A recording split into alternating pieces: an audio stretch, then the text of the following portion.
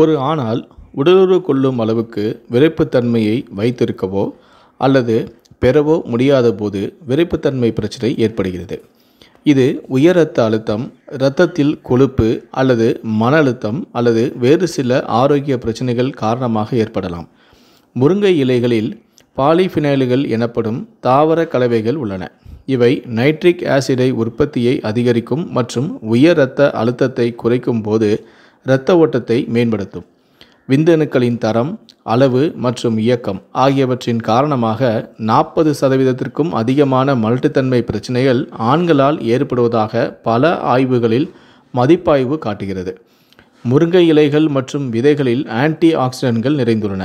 அவை விந்தணுவின் உற்பத்தியை பாதிக்கும் அல்லது விந்தணுவின் டிஎன்ஏவை சேதப்படுத்தும் ஃப்ரீ ரேடிக்கல் சேதத்தை தடுக்கின்றன. முருங்கை விதைகளில் ஆண்களுக்கு, குறிப்பாக ஆண்களின் பாலியல் ஆரோக்கியத்திற்கு நன்மை பயக்கும் சத்துக்கள் ஏராளமாக உள்ளன.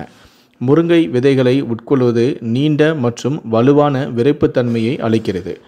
முருங்கை விதைகளில் உள்ள இந்த குளுக்கோசினோலேட்ஸ் கலவையானது ஆண்களுக்கு புரோஸ்டேட் புற்றுநோய் உயிரணு வளர்ச்சியை தடுக்கும் என்றும் கண்டறிந்துள்ளது. முருங்கை இலைகளில் விட்டமின் சி, இ மற்றும் B6 போன்ற விட்டமின்கள் அதிகமாக உள்ளன. இது தாவர அடிப்படையிலான உயர் புரதங்களுடன் இரும்பு, மெக்னீசியம் மற்றும் பொட்டாசியம் போன்ற தாதுக்களையும் கொண்டுள்ளது. ஒரு கப் முருங்கை இலையில் 2 கிராம் புரதம் உள்ளது. முருங்கை மரத்தில் அத்தியாவசியமான அமினோ அமிலங்களும் உள்ளன. இவை உடல் செல்களின் வளர்ச்சி, உற்பத்தி மற்றும் சரிசெய்ய முக்கியமானவை.